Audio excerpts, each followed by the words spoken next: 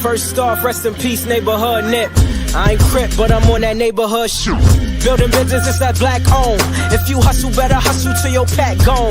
If you work, better work till your back hurt. And if you rap, make it better than your last verse. Yeah, more lyrics. Stick and move, Javante AJ, El Presidente, Eddie Kane University. Hill gon' heal, regardless.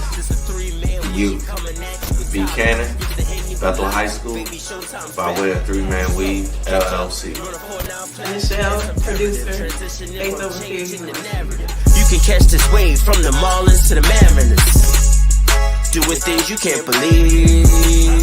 It's the 3-Man Weave. Yo, we back again with another episode of the 3-Man Weave podcast. And you know, we back again with another one. With the NFC divisional preview.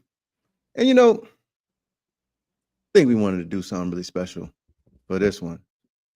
So we're not going to take too long, but let's just get all the formalities out the way. I'm going to be the ringleader for this one.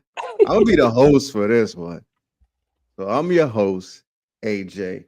You know, I'm just going to try and give my unbiased opinion as best as possible. You know, I'm going to try and make sure ain't no punches thrown. You know what I mean? Ain't nobody going below the belt and keep it clean.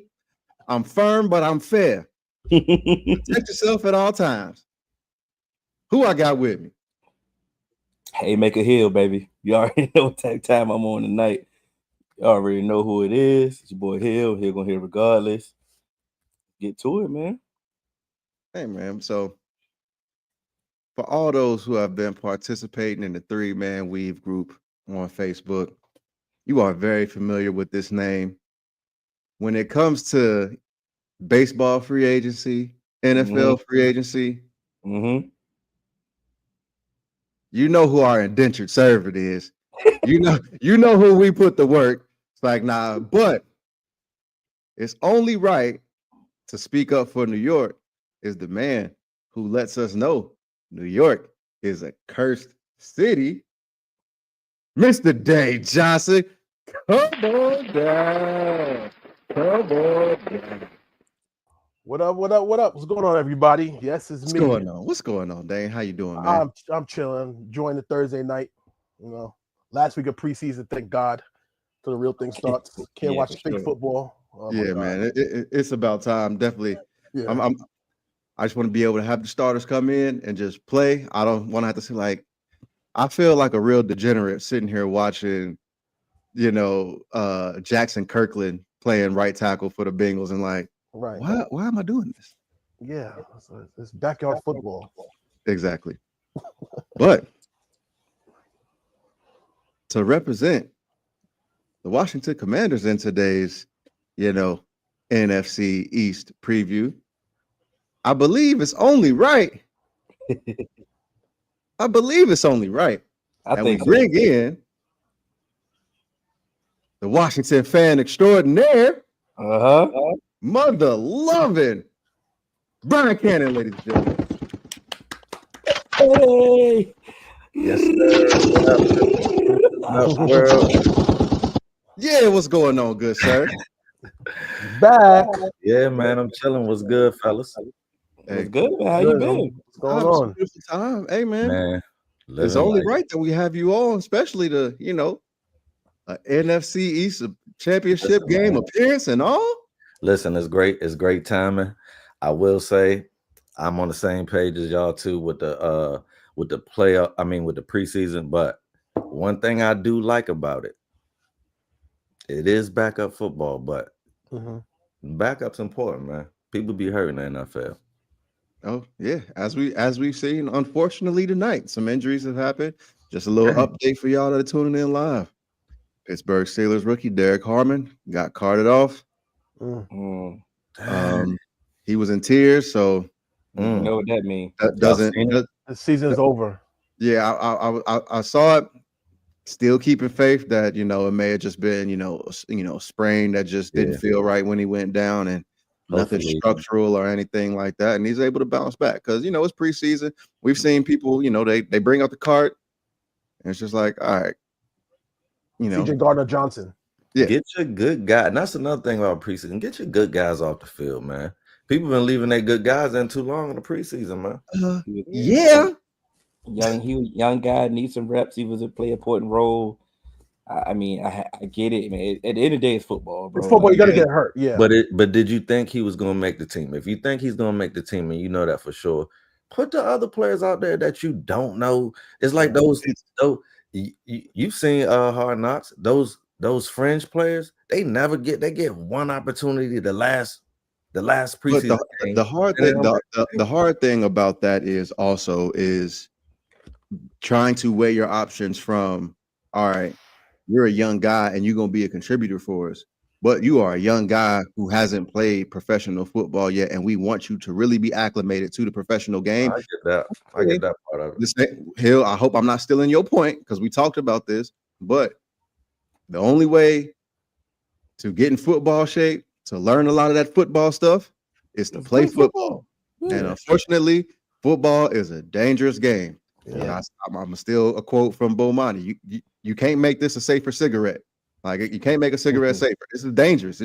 That's just what it is. And so when you fire that cigarette up, you know what the consequences can be from this. When you step on that football field, anything can happen. Right. Well, as stated, still cool. Ain't shit changed. Let me not cuss before the 10-minute mark. Yes. As y'all know, this is the NFC East. Y'all know what we've been doing with our divisional series. We've been starting from the least, from 4-1. No further ado. The floor is yours. Who started last? Okay, so this is basically this is how y'all predicting the division is gonna go. We all gotta agree that's gonna happen. No, this is how it finished. I finished. Okay. All right. Y'all was last. I'll go. The Giants. Give us your thoughts on how you feel about the offseason and what you guys did in the offseason.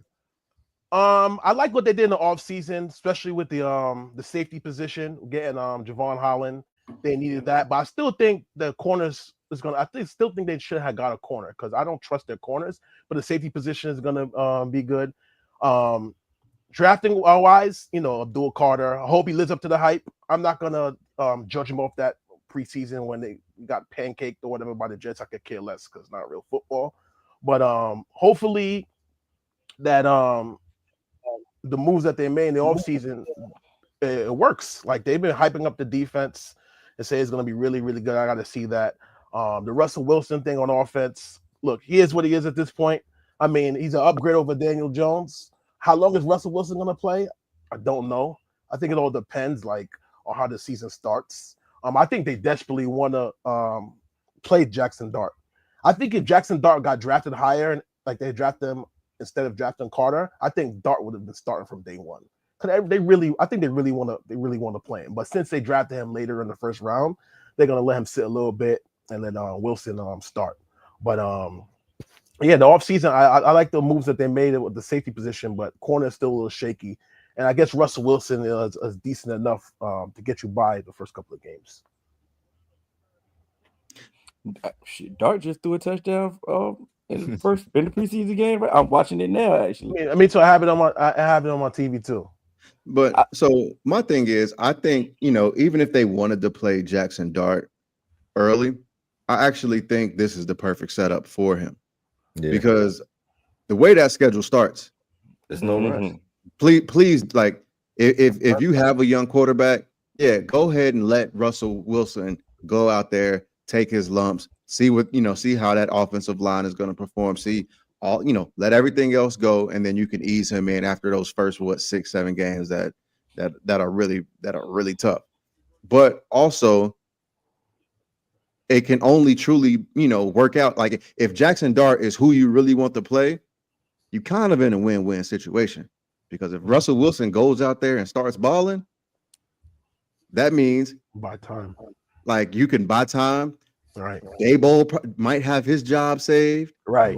Yep. And everything's clicking. Everything looks good. And this is why we brought Russell Wilson in. Dart, he can sit back, learn how to be a professional, and we can ease him in. And then eventually, even if stuff does go wrong, then you could just bring him in. They got two If shots Russell- at the apple. They got two chances with that. I know what you're Right. trying to say. And then if Russell comes in, gets his shit kicked in the first 6 games, Right. they're gonna be calling for Dart anyway. Oh, if that happens, he's gonna play. They're trying to save their For jobs. sure. Yeah. Yeah. They're trying to play. So, but I think with like the Giants, because they got the toughest schedule in the league. Like I think in football, because football is the shortest, like season-wise, schedule-wise, like an NFL schedule could make or break you. Like if you have the tough schedule and you like, let's say you lose the first 5 games and like, oh my God, when are we gonna win the first one? And I could get to a team, and like you always want to look for that little breather, that little weak team. Like, all right, we got this team come up, the Saints. All right, we could finally win. But if you have a tough schedule, like a bunch of hard teams in a row, I could mess up with a team early on in the season. The season could spiral out of control by like week 8. I mean, I've seen the post before. I've seen your schedule. I can seriously see y'all going 0-6, and Russell Wilson getting benched, Brian Daboll getting fired, Joe Shane getting fired. I can see this getting nasty before it gets better. Now, do I agree with that?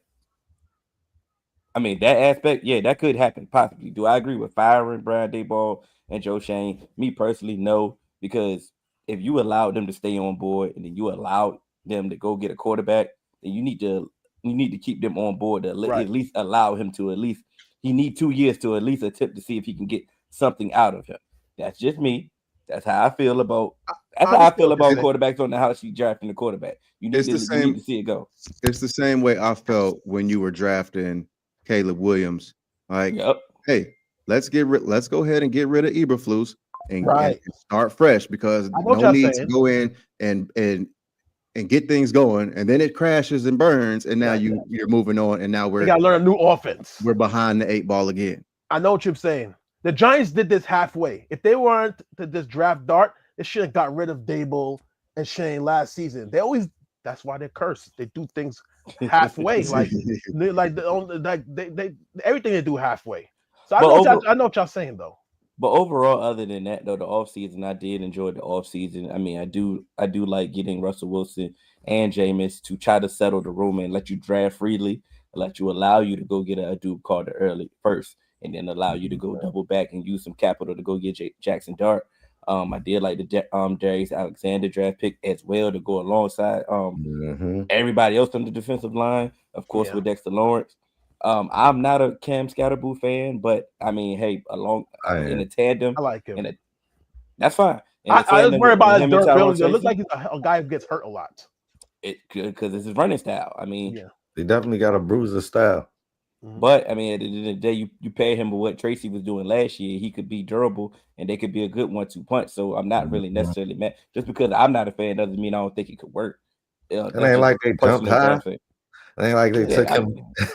He was like a basic steal. They weren't gonna take him high. I'll take Scatterboo right where they took him, bro. I think it was a good value pick. I get what they're saying about the defense. I get what you're saying about the corners. I do like Paulson Adebo, you know what I'm saying? But the D-line should help this cornerback play for sure. The safeties is legit. The draft picks that you got last year, everything else is on paper. It's just the quarterback position is just in flux. It's like, are they going to be good enough to get it done? I think Dart is the future. But I think to your point, Dane, and AJ's point, I feel like there's no rush with Russell Wilson, and it's like a lot of times when you take these young quarterbacks, you're already a bad team, so you have bad quarterbacks in the building, and there's nothing that a young quarterback can learn. So it's like in that situation, start the young guy. I would start him. Yeah, I would. I believe though that Dart can learn from Russell Wilson. Like there's you can learn from him. Like so, it's like I think this is the best possible situation. And then also with Jameis being the backup, like there's things you can learn from both of them, intangibles. And I'm not even necessarily on the field, just about being a professional and just making it in the league. So I feel like he in good hands. He do got talent. I watched him this preseason. He could spin it. What's up? I just want to ask, all this for the future stuff is cool. Do they have the job security to be prepared for the future? Even if they Because don't, I feel like he's going to be a part of that franchise. I'm just speaking from a dark perspective. I mean, he is Learn part what of you the first can. round draft pick, but that's fine. But it's just like, okay, you might go. Who to say the next coach is a fan of his? You He feel what I'm might not saying? be. That's what we go back to what we said a Might few not be. seconds ago. But learn You what you should have can. fired Dable and Shane if you were going to draft Dart, so we can have a new regime that he can work with. Now, if you fired them, he has to learn a whole new offense, and then maybe the person that they hired might not like him. So then you start all over again. So they did it halfway. And unfortunately, coaches will lie and say, "Oh yeah, I could work with him." And then get him They in get there in and the be like, building. hey, Get him out of there. Can't win with him. Can't do it. But we've seen that numerous times. Go ahead. my last point with the Giants is, even with this tough schedule, I think actually in this offense, Russell Wilson might be the best quarterback for this team right now. He might be. Because the reason why I say that is with Malik Neighbors, with Darius Slayton, even you might even be able to work Jalen Hyatt in there to do something. But this can be one of those feast or famine teams, because we know Russell Wilson likes to throw the deep ball. So you're gonna take a whole bunch of shots, and you're gonna just like you might hit a couple big plays, and those big plays can change some things around. And the reason why I say he could be the best thing for it is because the way that your defense is set up, you have like the defensive line, we're not worried about. The guys covering, worried about on that defensive line. All right, two people I don't like on the Giants: the corner, and Tibbs. But go ahead. Sorry, but now even Kayvon Thibodeau doesn't have to be a premier pass rusher. He can be a rotation guy. And as a rotation guy, I would love to have Kayvon Thibodeau. But the thing about it is, you being able to cover is going to be a very difficult task for the New York Giants. But when you have that line, they may not have to cover long. So if you are able to hit a couple shot plays and start, putting pressure on the opposing team to have to start early and maybe can't, play you ahead of the sticks and just run the ball and take the air out of the clock, that can make it tough. And so you might luck yourself into a couple wins and surprise some people. I think that is a surprise. I think they're going to start off with a couple of wins to start the season. I think they're going to be at 500 to start the season at 3-6. Yeah, I really do. It isn't me who always dog New York teams. I think I'm not even hating, but who do you see y'all winning in the first in 6 that games? first 6? Ready for this, Cannon? Week 1 special. Talk to her. Giants in a close battle, and a late field goal, win late with a field goal, beats the Commanders. Sounded like 20-17. It's gonna be a nice little NFC battle, East battle. They're gonna lose to the Cowboys, not winning that one. I think they play the cheap. They're gonna lose that one, and they're gonna beat the Chargers at home, upset them, and then beat the Saints on the road and be 3-2, and then lose to the Eagles. So they're gonna be like 3-3, I think. Y'all beat the Cowboys too.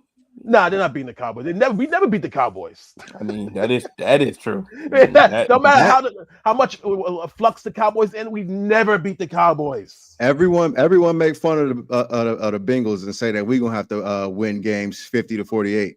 But that Giants Cowboys game got potential to be one of those shootouts. If Jalen Hyatt could catch the ball, watch.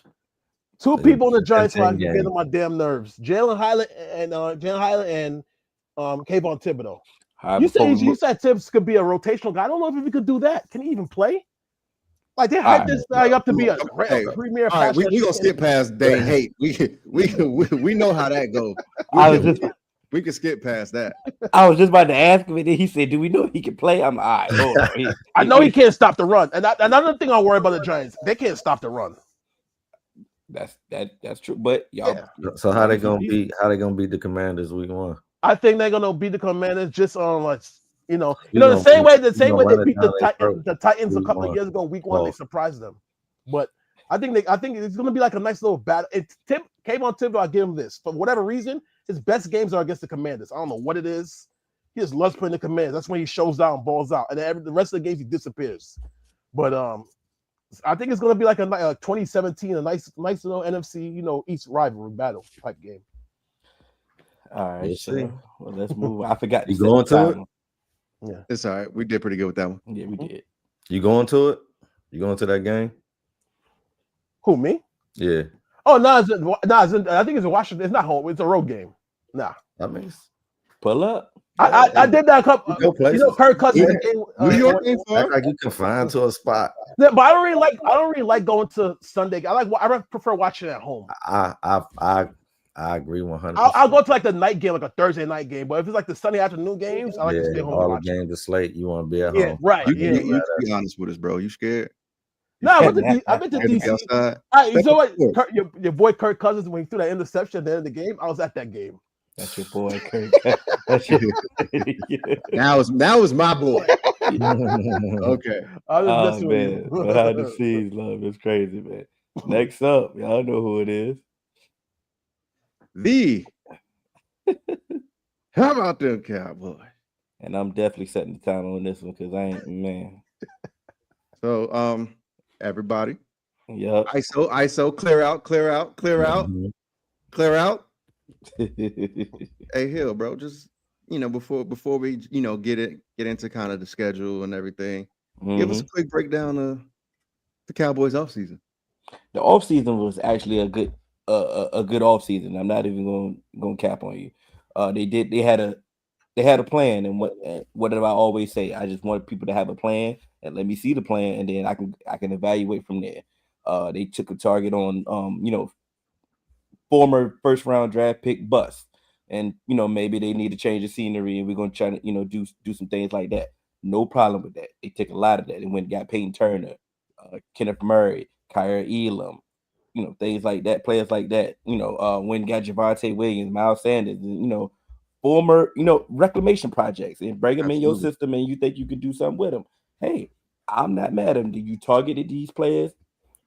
We had a plan. Cool. Now I understand the plan. Now I can go from there. You went and made a trade for George Pickens. That was very controversial. But if you think about it, one thing the Cowboys would do is trade for a wide receiver. Like they've been doing that for years, and since we were the little ones, like they would trade for a wide receiver. So those are the only rumors that you can't just dismiss. All these other rumors, yeah, you can try to help. Things like that.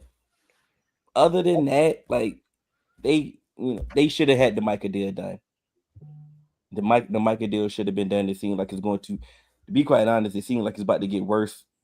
But most of the time, once it get worse, the deal is coming soon. Like the deal is coming right behind that. It's just the Jerry Jones trend. He's on first take tomorrow, So of course, he might announce it on first take. Exactly. Right. I mean, he had a bold-faced lie today on Michael Irvin's podcast about David Mulligala saying you can stick this contract up your ass. And like you said, everybody already refuted that. David Mulligala didn't text plenty of outlets that said that is a bold-faced lie.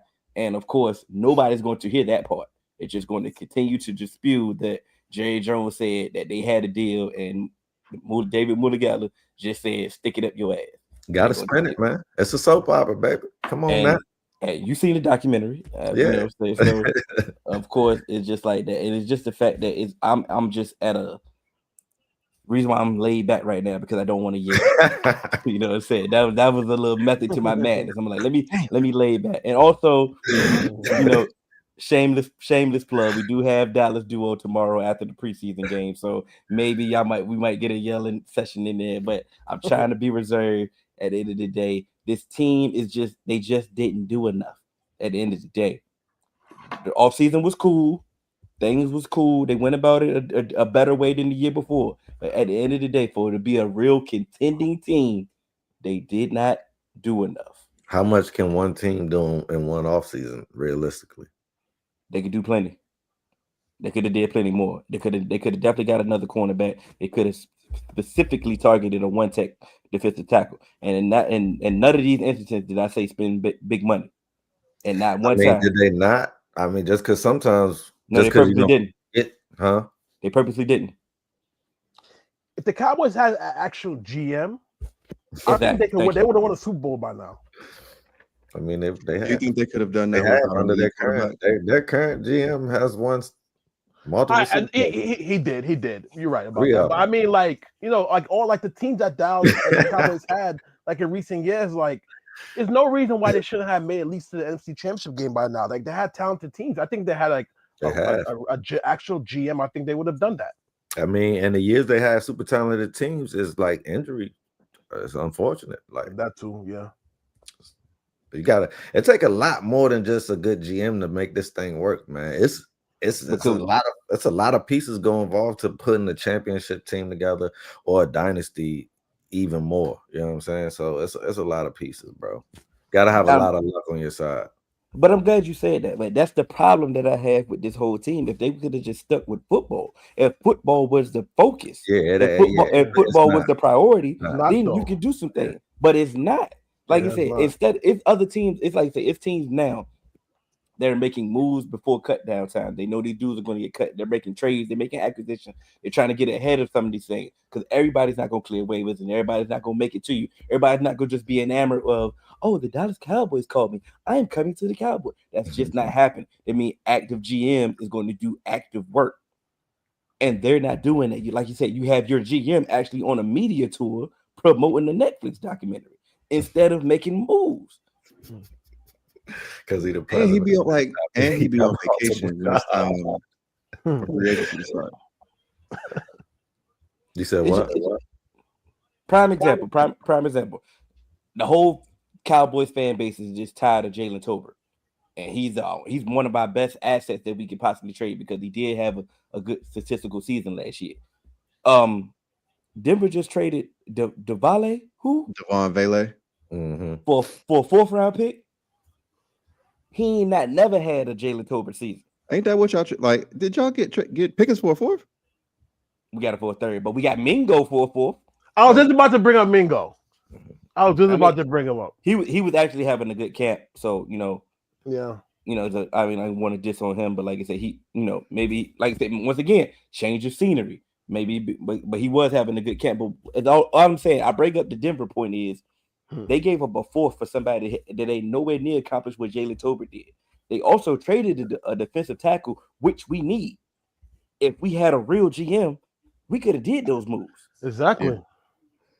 And I'm not saying that the D tackle that they traded to Jacksonville is a world beater, but damn, bro, like. But one thing I know for sure and for certain after watching that track, as long as he alive, you ain't going ever have another GM, bro. Yeah, that's never happening. He gonna pull a Mr. Burns. He gonna be around for another 45 years. Well, I do want to ask a question, Hill. Okay. With this kind of roster being in flux, where it's like you have some high-level talent, but you also have Micah possibly coming into the season at the 11th hour. Mm-hmm. We kind of did this with some of the other teams. What does this season have to look like under Shotty to be like, okay, this season was a success? Like realistically, I'm like not saying like, oh, you gotta go to the playoffs and make it to the NFC Championship game, but it's like with how this team is constructed with especially like the issues that you have at one tech stopping the run, what do you see the outcome being? 9-8 at best, 10-7. That's the positive for him.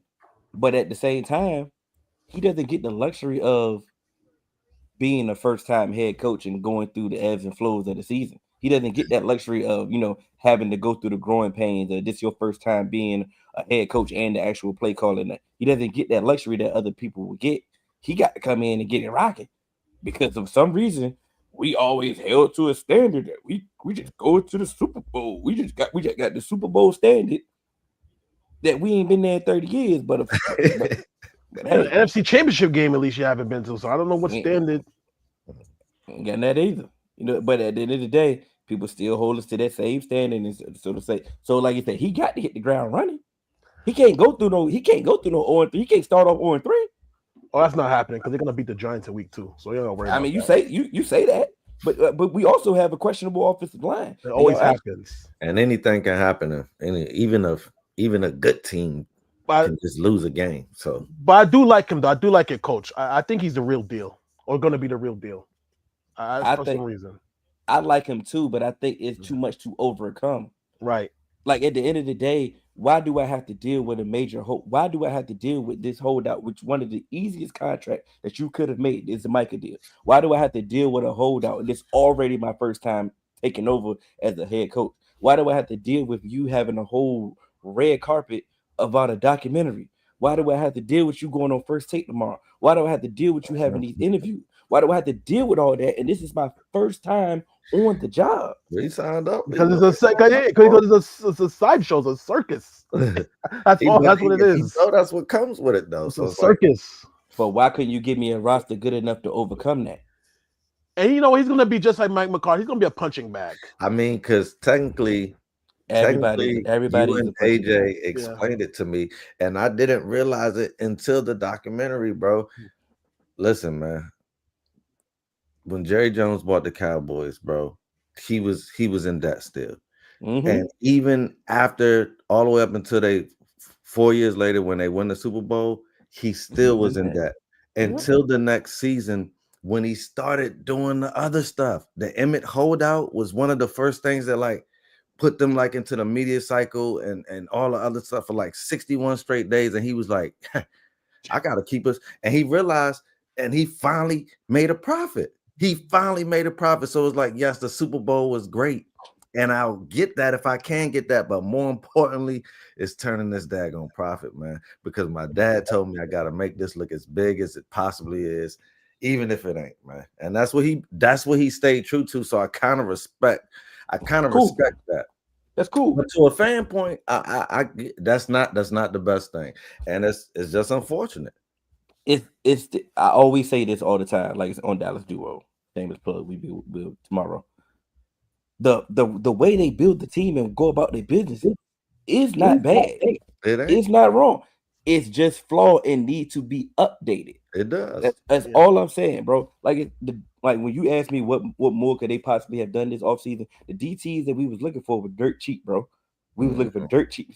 But then on top of that, I'm going to give them a pass on the cornerback room because they had some things. They thought Siobhan Ravel was going to be ready by now.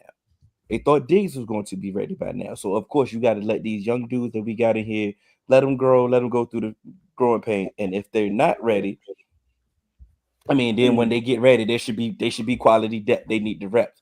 But when you realize that Ravel had a setback, what did you should have done then? You should have brought in somebody, a veteran, not one of these dudes from the UFL that you continue to keep doing. Yeah. Like say dudes is going to get real dudes and we are going to the UFL. I get it. We've hit on a couple UFL dudes. I get it. We might have hit on another with Perrion Winfrey. I get it. And that's the thing. They are dirt cheap. But at the end of the day, bro, like you just, bro, like, nobody hit the clearance rack like Jerry Jones and Mike Brown. Like, they be at that clearance rack, boy. I ain't saying you got to eat Wagyu steak, bro, but bro, you can at least go to the grocery store that got a meat department to get a steak. $5 cowboy steak. Like, bro, be chewing on that thing since tomorrow. $5 takes a hit, bro. One thing I'm gonna pay attention to with the Cowboys this year, I want to keep an eye on is how Pickens is gonna react if he's not not getting that many targets. You think that's gonna cause any friction in the locker room? I honestly think he should get plenty targets because he should be open. Because if I'm playing the Cowboys, we gotta rotate and we gotta put a shell on fucking CD. Sorry, what time is it? We 34 minutes. We good.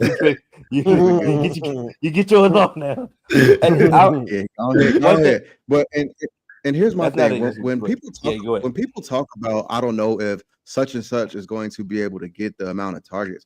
We got to remember that these teams throw the ball about 400-500 times a year. Like, I believe when Michael Gallup went over 1,000 yards, he had over 100 targets. Yeah. So I don't think be there, bro. So there's plenty of targets to go around in these NFL offenses because of how these teams have changed. This isn't 1990s where you don't see a 4,000-yard passer. Can you do me a quick favor, AJ? What's Can you happening? can you pull up how many targets that Brandon Cooks had the year before last year? Absolutely. Go ahead, fill in the And space. Y'all go ahead and talk about what and the reason why I said that is think about it. Let's keep it. Let's just say that AJ, I mean not AJ, CD is still operating the same way, 10 catches a game type of intermediate stuff like that. Right. And George Pickens is getting 4 catches a game. Mhm. But the thing about his 4 catches are going to be down the field. He may Yeah. be averaging 25 yards a catch. Feel what I'm Yeah. saying? And his Right. 4 catches, you do the math, you know what I'm saying? 100 80, yards. 89. He gonna have 89 or 75. 89 He could be yards a having game. 75 yards a game. And think Yeah. in about just the 2020 fact in that 2023, Brandon Cooks had 81 targets. 81 targets. And he had how many catches? And let's Six, just be he real. had 54. Yeah, how If many you yards? if you were quarterback and you All I had see is Brandon Cooks 657. or 657. Pickens, let's just say that Pickens will have more targets than Brandon Cooks, bro. I was just using that as the bare minimum, bro. I know, and that was a good chess He move. shouldn't complain. Because at the end of the day, because Brandon, they could not figure out how to utilize them because once again, CD moves around a lot, Yeah. but that legitimately X is What I Pickens tell gonna you in be there. fantasy about Brandon Cooks, man. And just that was the coaches just to kind of watching just this to kind shit. of give just to kind of give a little perspective, I said Brandon Cooks had 80 something targets with 54 catches, correct? Mhm. Yes. So in George Pickens' second year, which was the best year in the league, he got targeted 106 times with 63 catches and went over 1,000 yards, but had 18 yards per reception. So Right. that goes to Hill's point. Even if he takes his receptions down from, his targets down from 106 to about 80, I think his catch percentage is going to go up, and he's still going to be able to have that high yards per reception because Dak is a much better quarterback than what George Pickens has Absolutely. played with. And on top of that, before we And move he's on, hard I'm to sorry, tackle, bro. Pickens is hard to tackle. they're utilizing them way differently than they was in practice than they were in Pittsburgh. And also at the same time, they're going to throw the ball early on before they can establish this run game a little bit later. Of course, they can't just come out there and just run the ball 30 times with Javonte Williams. It's like, come on, bro, like that's not gonna win you. That's not gonna win you no game. But if you throw the ball to CD Yeah. and you throw the ball to Pickens, and all of a sudden now you got to just like lighten up that box, and now Javonte Williams can start to look like something, or the running game can start to look like something. It can start to just be one of those backbreakers. Like, man, we can't get him off the field. They don't get, like I said, they ain't got to lead the league. But if you just can't get him off the field, it's good enough. And with this passing game, they could do that. But I've said my piece, man. All right. We shall move on. All righty. And you went over the time too, hell. I know. We'll move on to the second place finisher in this division. The surprise. Yeah, Of surprise. maybe of the NFL. Washington Possibly. Commanders. Possibly last year. I wasn't surprised though. You know, I'll be doing my homework. I kind of felt last year how I feel about the Giants. I didn't feel like we were a quarterback away, but we were in a lot of games the prior year. Lost a lot of games by 3 or 7 points, similar to the Giants this past year. So I felt like if we got a quarterback that was competent, that was my word that I used to always say, that we could at least compete. And that's all I ever wanted to do. So if you can compete, we just so happened like the Bears game, the Hail Mary game. That's a lucky win. You see what I'm saying? Because we were competing. So it's like, I say that to say that the Giants, very small percentage because of that schedule, but they got a possibility to shock the NFL this year. But moving on to my squad, we're not gonna surprise nobody this year. People are ready for us. They see us coming. With that said, I like the offseason, man. I like the regime, honestly, bro. They haven't. I mean, there's a few players here and there I would have done different, but overall, they've had a plan. They stuck to it. They've been good. They shored up the line this offseason through trade and the draft. I can't be mad at that. You got a young quarterback. They went out, got Debo. Also got Von Miller, bringing in veterans who can still play.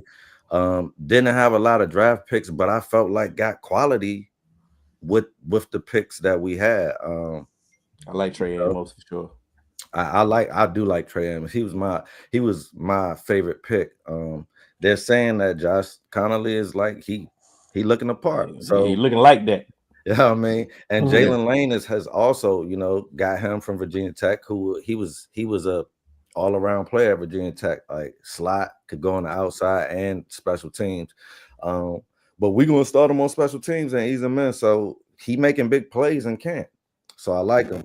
I've been wanting a good linebacker for years. We picked up Came Madrano.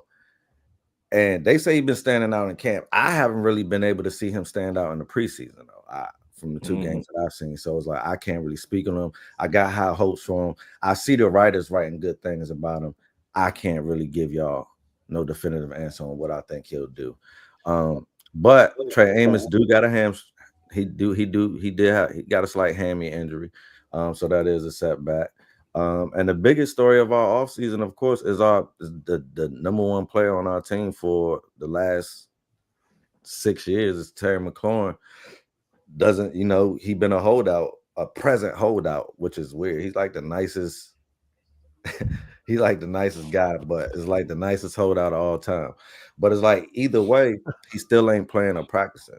And what I always say about people who hold out is they get those knick-knack injuries, man. And it's like I just feel like we don't need that this year because just like the Giants, we got a tough schedule too.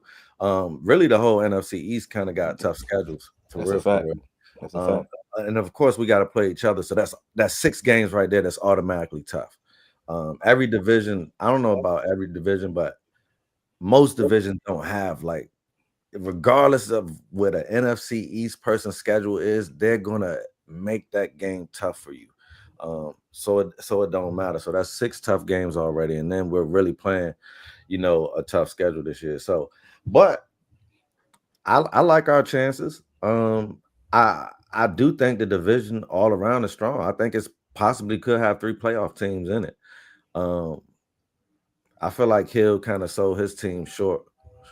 I mean, from what my researchers, y'all expected to still do y'all thing, still with a rookie coach. That's a fact. That's false.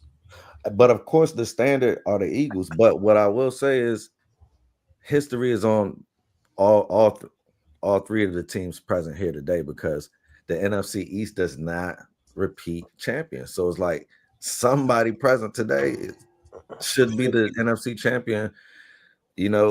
Come 18 weeks from now, 19 weeks from now. So hopefully, it's burgundy and gold. You feel me? But I like the offseason. I like the direction of the team.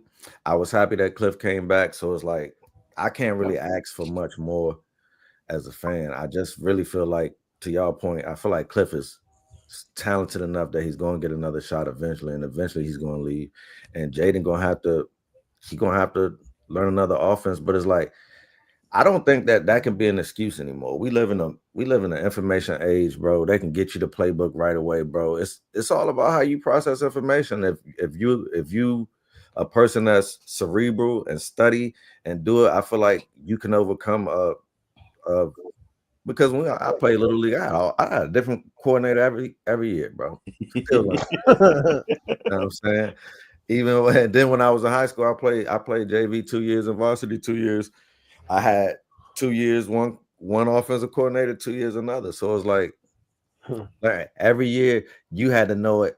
You was by the time we got that playbook and back in the day, if you ain't know it by next week when they was calling them plays, bro, you ain't gonna have a position. So it is what it is. We be making a lot of excuses for these people that sign up for these jobs, that want these jobs, that don't be wanting to put the work in, man. And I feel like Jaden is one of those players that's gonna put the work in regardless. So if we do lose Cliff in the future, I feel like we're in good hands, man. As long as we stay healthy. Health is the key, man. Health is wealth. I did like y'all off season. I did like the acquisition of Debo, even though I think he is washed, but I do think he fit the system perfectly. I do think y'all should have rectified. I think y'all should have just gave Gary Terry whatever he asked for based off what he'd been through. But I do understand it's a new regime, and he like, hey, listen, bro, Yeah. yeah, this is the offer, this is the offer. But I mean, that's neither here nor there. But I like I said, I did like the draft. I like some of the offseason that moves that y'all made. Getting rid of Jonathan Allen, I really wasn't, Yeah, I wasn't a fan of that, but I but knew one of them replacing him, was going. but replacing him with Kinlaw, I really not that keen of, whatever. I do like getting Trey Amos, like I stated, moving Sanders still back to the slot where he belongs. A full off season for Lattimore. I like I know y'all went and got Von Miller, but that pass rush is still a little. Your curl just doesn't I curl don't know. long. I I like know, the pass rush. They're gonna be all right when all the starters in. I feel like Johnny Newton, the real reason why they got rid of Allen, bro. And it's which like, is true, but so it's he like didn't show enough. He didn't show enough his rookie year for them to. I mean, for me, I'm the outside. I'm because the he been outside. For fighting me to be injury. confident, He been fighting yeah. injury. I mean, on paper he didn't. So I mean, but they believe what they saw And was enough.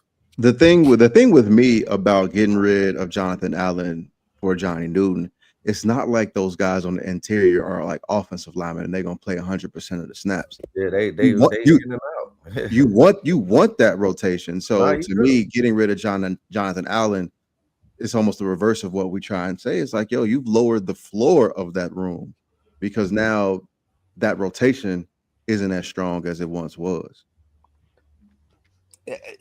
Even though the Quinn system was different from when they were drafted. For Like you sure. say, you could have had a Deron Payne and Allen and let them be your core pieces of your defense. But when you bring in a Dan Quinn, say more penetrating, It's more also a upfield, cultural like you piece say, more different. with Allen too, man. Like, no, I mean, he's getting in fights and stuff on the sideline, and so it's like it ain't all just on the field play. You've Like, been through a once lot. again, it's a new regime. You don't have the equity that you think you have sometimes with these regimes. It's like the same thing as Scary With Terry. Terry, yeah. He finding that out right now. Like saying this is what I've done for the organization going back years, and they're saying they're going back. They like we're going back last year, bro. Last year, yeah. That's what But we. last year was one of his No, best no, years. and granted enough, you did ball out, but it's like it ain't all the accolades that you listed. You know what I'm saying? You got a lot more. I don't know nothing about that player. I wasn't here, so it's like they hit Jonathan Allen with the same thing. So it's like, bro, what we seen from your time you've been here is your behavior been a little bit of suspect. You know what I mean? You cost a lot, you know what I mean? And you might be on the chopping block. And it's unfortunate, I'm a Jonathan Allen fan, but I honestly feel like letting him go is the best for us and for him, honestly. You mentioned how when players they sit out, they kind of get those, bumps and bruises. You gotta watch out for that soft tissue stuff. Yeah. Are you worried about the, like outside of Terry McLaurin, That receiving core is that us. receiving room that It's for, young, but it's potential for the there. expectations y'all have? It's potential there. It's like, and that's all we need is potential. We got Gallup, you know what I mean? We got Brown, we got some veterans, we got Jalen Lane, who I told you about, and we got Luke McCaffrey. So it's like we got Debo, he gonna do his thing. So it's like it is what it is. But what did y'all hear me say to Dane? Like, bro, we're going to run it down, y'all. Like, I don't know if people know we're going to be a running football team, bro. Like we really are. Like Bill McCoskey, you will know the name. Trust me. I'm very well because we wanted to draft him in the 7th round before we got Martha, so I'm well aware of what he is. But I mean, I draft him in fantasy, and everything that we do is gonna come off the run. So it's like it's gonna be the play action, bro. But I think Brian Robinson getting a bad rap too. But I was about to bring him up. Bad rap. He's a great back. We love him. They're getting a lot of requests for trades for him, and it's like, dang, the requests that they get might be worth more than what we got for him. And it's the same thing for him. It's you don't have a lot of equity with this regime, bro. All the getting shot and all of that ain't Yeah. Get shot every day, B. Yeah, you know what I'm saying? Like, and it's That's some unfortunate. Cameron Like shit. these, and that's the thing. Like, that's what Ron was doing prior to Dan Quinn. Was Ron was starting to bring in good players. Like the culture was, and that's the good thing about this regime is they caught it. They caught Ron trying to get rid of if he was fighting cancer, but he was also fighting the cancer of this organization, which was crazy. But he was starting to get some of that away, that Snyder cancer away prior to the Harris regime getting there. And I feel like that helped them out. Because a player like Brian Robinson helped bridge the gap. You feel what I'm saying? And it's like, I like Brian Robinson, but it's like, bro, when I seen the other backs against the Bengals, I'm like, bro, we might be all right, bro. That ain't how you want to. I know that ain't, but it's like they look good against the Patriots, and like we was up against the Patriots for a week. Like this ain't new. Like this is ongoing. So it's like I'm worried about that. If they don't get anything done with McLaurin, I'm worried about that receiving core, the rest of the pieces on that team. Like, worry about yeah, I'm worried about them. Debo, he is what he is. People call him a running back. They don't really call him receivers, whatever. But yeah. I mean, I don't want to bring up Tyreek Hill, but that's how people think he plays like. But that's a different story for another day. Every year, there's people in the league that we that just start catching passes that we can. If they cut Tinley, we're gonna sign him. We had him before. Bring him back. I mean, that's true. You always find some receiver that comes out here. He's not good. That's true. and they have a superstar quarterback, so you can make guys better. Yeah, it's a lot of. It's not a lot, but it's more free agent talent still out there than usual, bro. Like, I don't know what's going on, bro. It's teams broke, and that's what I'm realizing after watching that documentary is these teams don't got the finances that we think. So it ain't the salary cap that's a myth. It's just ain't got the money, bro. Look at Amari Cooper. He's still standing outside there. Like, exactly. Why and that's why Mike Brown is smarter than we've talked about him all these years. He's smart, AJ. We just want people to spend money. Like somebody's paying for this money, bro. Like, and it's like, bro, these dudes are millionaires, but they be having loans and all this stuff. When are we knowing about, bro? Okay, I can't let you do that. I'm not saying he's stupid. That was a joke, bro. That was a joke. Okay, all right. I had to make sure. I don't want to ruin it, but boy, you almost got me. You almost got me. It took a lot. Yeah, I almost regardless of it being the NFC East, I got to take Bengal shots, bro. Okay, I almost cursed you. I realized this wasn't my show, so I held back. But I couldn't let that go. But I appreciate you before I embarrassed myself. But Ken, who you consider the best defensive player on your team, regardless of the position or whether they play, whatever? Bobby Wagner. Like, come on now. Even at it's a stage of his career, he's the best player, bro. I didn't want to think that last year, but he proved it, bro. It could be Frankie at all. It could be Frankie Louvu, right? That's what I would. Does that concern me? Yeah, that he's your best player at that age, and with these positions, where you do a lot of moving. No, because we got my boy, we got McGee that we drafted from Temple, who can play as well. Just don't get clocked because it's like Bobby plays position, and we also got Kane, who I told you I want to see this year. So it's like they preparing for that, and they learning under Bobby. So it's like I'm not worried, and Frankie ready to carry the torch. In the meantime, Frankie doing his best to try and figure out how to stop that tush push. He gonna figure that out soon. Somebody has to stop it because I'm sick of looking at it. But this is my thing, bro. Like teams I've been watching a lot of old football. Teams been doing the touch like that. It's not new, bro. Like a team get close to the end zone, bro. We pushing that thing in. So it's like it's been an unstoppable play. They just exploited forward pass. Facts. Come on, know your history, AJ. But they just exploit it, and we live in this area where people just hop on everything, act like we ain't seen stuff before, bro. They ain't the first team that been in love with it, bro, and that been good at it. No, but the Eagles make it like it's a routine play they have to do all the time. Like we stopped it a couple times last year. It can be stopped, bro. Well, let's keep telling you, we on the Eagles now. Let's just keep going. Yeah. So AJ could go first. This is fake team. We're gonna let AJ set the tone. What I'll say is clock starts now. If we're gonna be talking about offseason, this is the team that everybody's team should, look at how to do an offseason.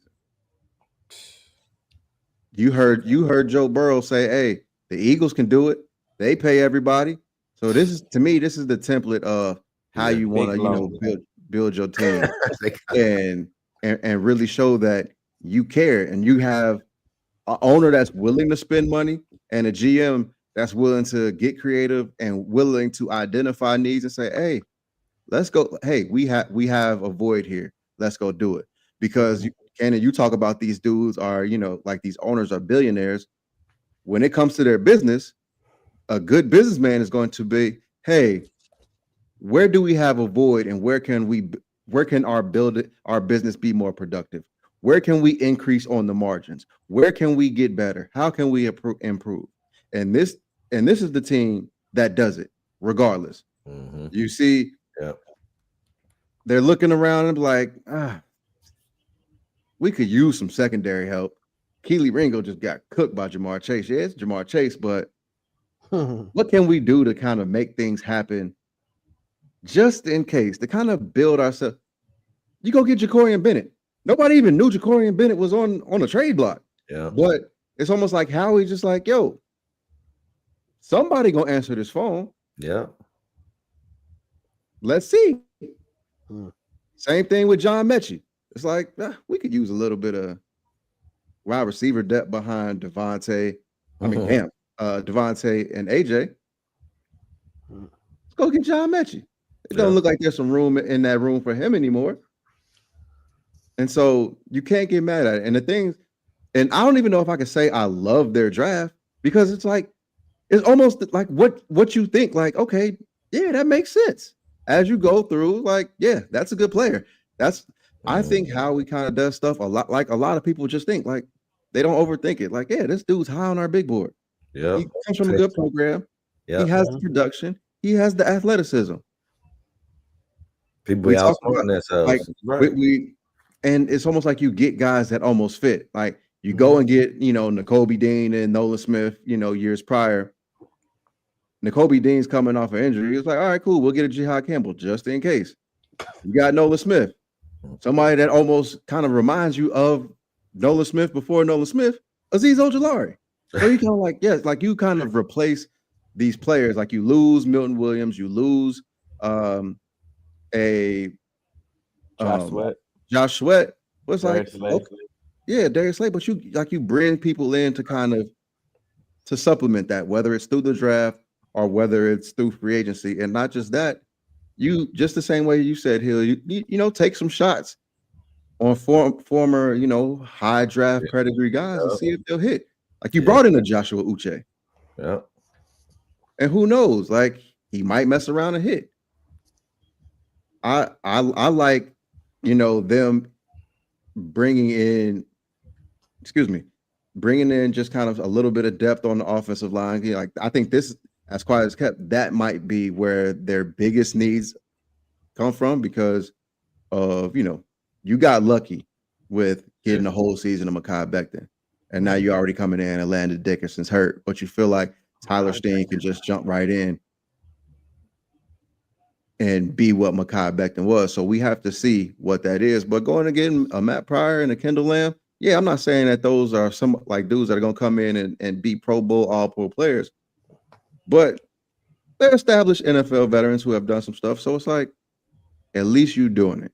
And so my biggest thing with this team is I want to see what this team can look like if we get playoff hurts for the NFL season. I don't want to see. I took your point. No, I'm never gonna say that shit.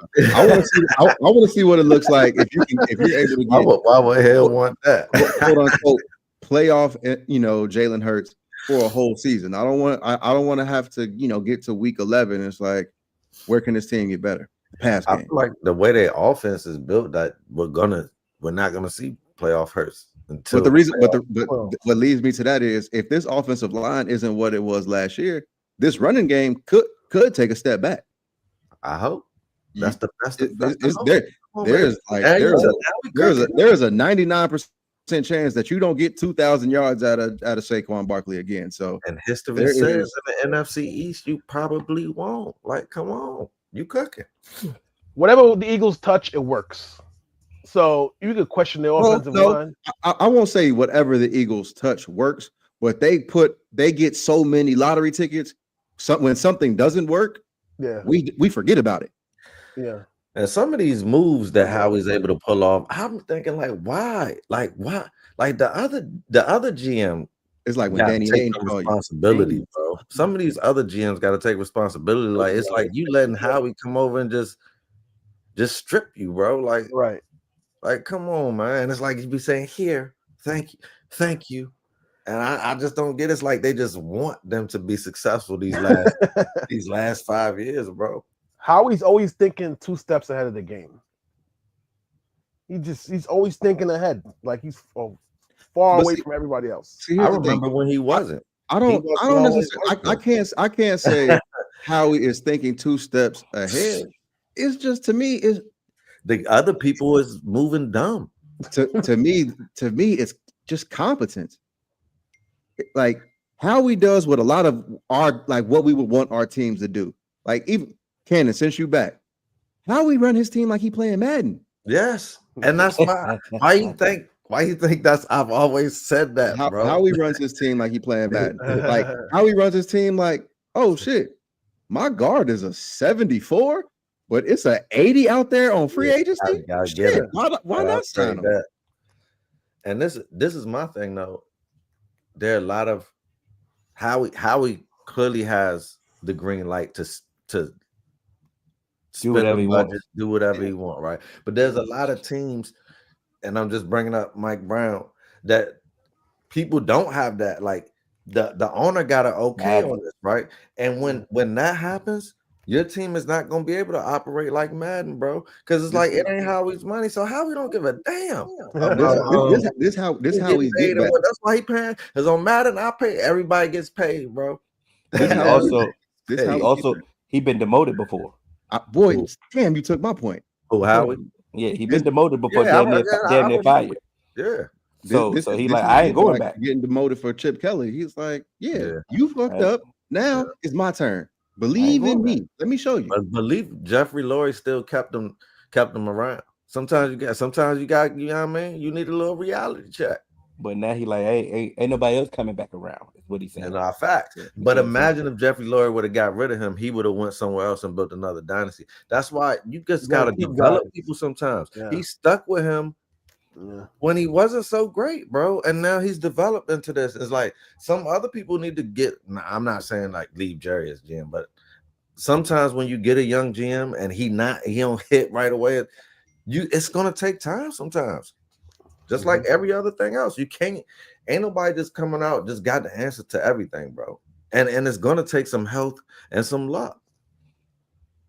Yeah, like with the other organizations in the NFL, it's like you have a 3-year window, a 2-year window to be successful. They just move you like musical chairs. And how we keeping the joint open with consistency, bro. Yeah, like you're just going. Like how many head coaches and GMs has the Jets had?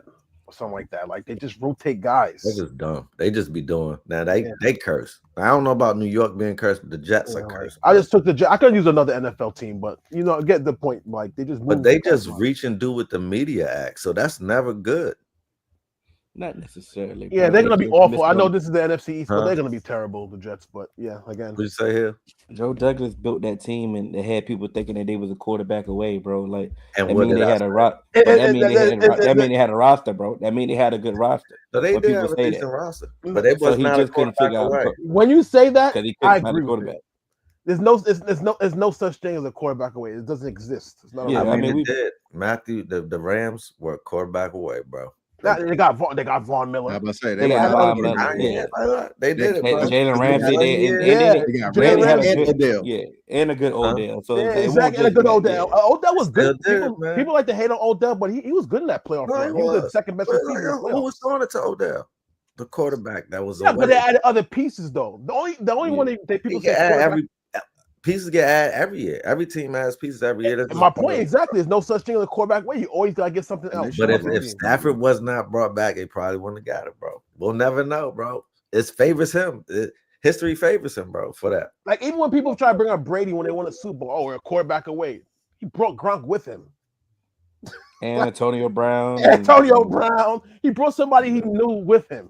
He said he didn't And keep the same people that OJ Howard. I already didn't think good, that they and then would they put back added a away. I didn't even Jack think that they Barrett. was going to win it mid-season. Like Brady started willing them to that Super Bowl for real, for real. Gronk is way better than OJ Howard. And they defense stepped up late in the playoffs, bro. Their defense went crazy. Yeah, they did. But y'all finished with Devin this White. Eagles love fest though. I mean, it's just I hate the Eagles, but I was just being real about come them. up I here hate and the got, Eagles. bro. But go ahead, Hill. You could go ahead. I'm just saying, man, it's about to come down to earth, man. I mean, it is what it is, man. About to come back down to earth, man. Reality is about to set in. Just that simple, man.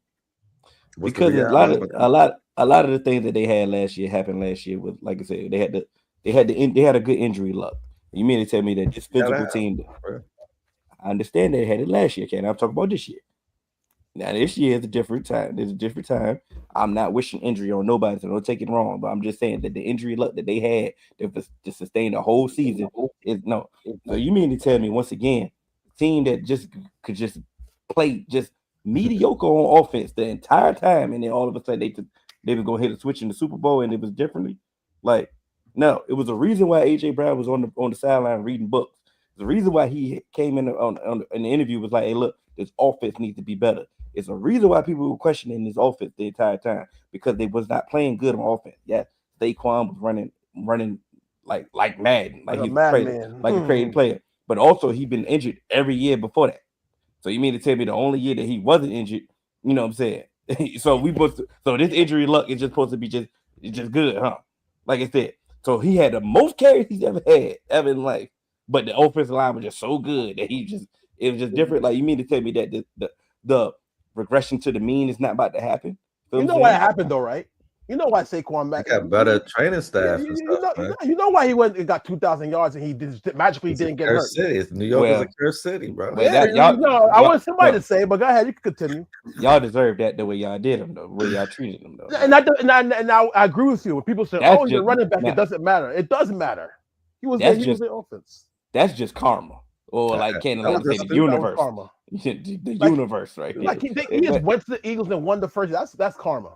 But at the end of the day, the universe just ain't gonna keep universing, is what I'm saying.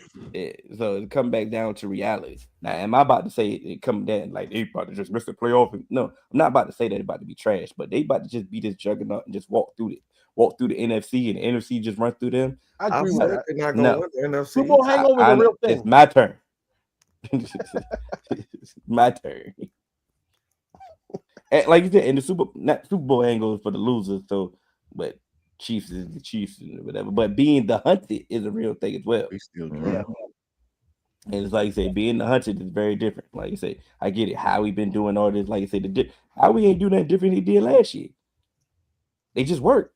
I mean, the year before, he'd been building team, been doing this, been going for it. Trading picks, been doing it year before, year in and year out. The team that time they was 10-2 and went on to collapse. That team was great. All of a sudden, they just couldn't figure out how to play. Why? That collapse was crazy. You feel what I'm saying? They just all of a sudden just couldn't figure out how to play football. Yeah, they forgot how to tackle. That was crazy. They couldn't play offense. They couldn't do nothing. And but what was tangible about that?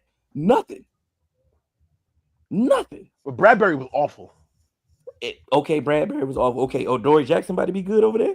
They picked. I mean, they got all the. They're the opposite of a cursed franchise. Everything works for the Eagles. They can get somebody that's not good and they play well. For whatever reason. I'm just saying, call it what it won't. Hey, this is documented. You know where to find it. Come back and say it. Resurface it. Do what you got to do. I'm calling it, like I said. But at the end of the day, I didn't talk too crazy and say they was going to miss the playoffs and be all I said, they go come back down to earth. I just wanted to be clear that it wasn't a love fest because I specifically said that one of me, you, or Dane, I said one of us is gonna win the NFC East. I just agree with AJ. That is how you build a consistent contender right there, is doing what Howie does. Shouts out to Howie. Like I said, I definitely envy Howie every time he make a move. Like I said, every time he makes a move. That's why I said, even when his moves don't work, he makes enough moves where it's like you don't necessarily think about it. We might have a down year, but it ain't gonna be that. It ain't gonna be down like y'all. Like y'all be having down years. And when I say y'all, I mean like a team like the Panthers, like that. A down. They just don't do that. Like they ain't done that since since back in the day. And the reason why I believe it won't be like, those consecutive down years is because, all right, we're going to identify the problem, understand, okay, that didn't work. We're going to redirect and we're going to try something else. We're going to try something new. We're not going to continue to do the same things that we always done and get the results that we always got. Shoot. Hopefully they have a down year like he'll predict and they get rid of him. But that's also at the same time, having a down year, he gonna try something. I get rid of him before he tried. All right, so we ran out of time on the timer. So let's go around the room. Just a quick predict the order of the NFC East after this season. Go ahead, Dane. All right, you ready for this? Yeah. Mm-hmm. Cowboys, Eagles, Commanders, Giants. There's no repeat winners in the NFC East. Yeah. Go ahead. And the team that you pick is the Cowboys. Well, I'm supposed to pick. I'm damn sure not picking the Giants. Got a chance, bro.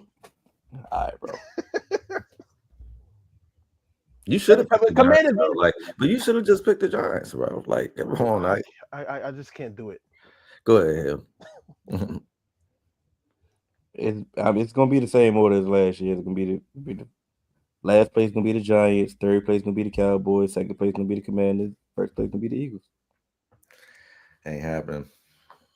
I mean, they just went back to back. Yeah, but it ain't happening. You just said they come back down to earth. I was just about to say that. Yeah. I was like, and what did you say? Like they coming, and you said they coming back. You said them win. coming back.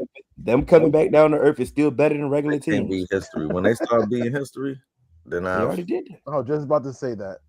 So it's gonna be Commanders, Giants, Cowboys, Eagles. Wow. I'll be shocked if that happens, if the Eagles come last. That's how you come back, yo. Clipping that. Yeah, right. I don't. That's crazy. Wow. I don't even need to say nothing. I think we just go ahead and end it right there. You can catch us on all major podcast platforms. 3Man Weave, Instagram, Twitter, 3Man Weave _. You can email us at podcast.3.man.weave@gmail.com. I'm Hill. How you doing? It's AJ. It's Dane. It's Cannon. Yeah.